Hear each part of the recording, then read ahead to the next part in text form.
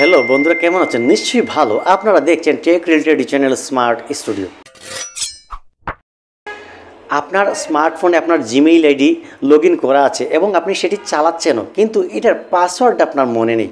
সেই জিমেইলের পাসওয়ার্ডটা কীভাবে রিকভারি অথবা বের করবেন, সেই জিনিসটা আমি আজকে দেখিয়ে দেবো আজকের এই ভিডিওতে।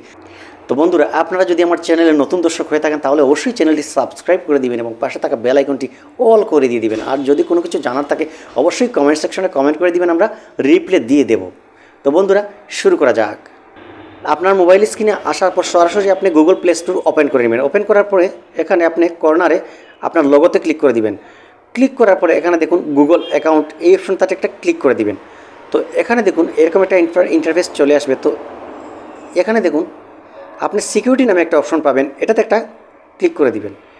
তো এখানে ক্লিক করার পর নিচের দিকে চলে আসবেন। এখন দেখুন এখানে পাসওয়ার্ড দেখাচ্ছে, এটাতে একটা ক্লিক করে দিবেন। তো পাসওয়ার্ড অপশনে ক্লিক করার সাথে সাথে এরকম একটা ইন্টারফেস চলে আসবে। তো এখানে আপনি জাস্ট ফরগেট পাসওয়ার্ড একটা ক্লিক করে দিবেন।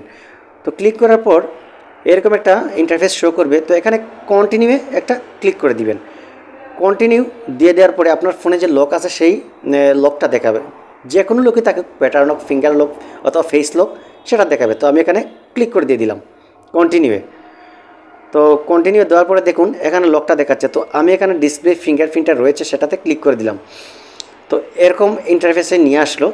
তো এখন দেখুন আপনাকে যেই পাসওয়ার্ডটা আপনি দিয়ে দিবেন হুবহু সেই সেম পাসওয়ার্ডটি আপনি নিচেও দিয়ে দিবেন।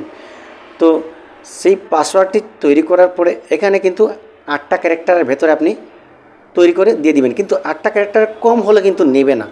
সেজন্য আপনি 8 ডিজিটের একটি পাসওয়ার্ড, নাম্বার, সংখ্যা অথবা যে কোনো নাম্বার, সংখ্যা অথবা ছোটো হাতের বড়ো হাতের এরও মিলিয়ে সবগুলি মিলিয়ে একটা স্ট্রং পাসওয়ার্ড ক্রিয়েট করে নেবেন।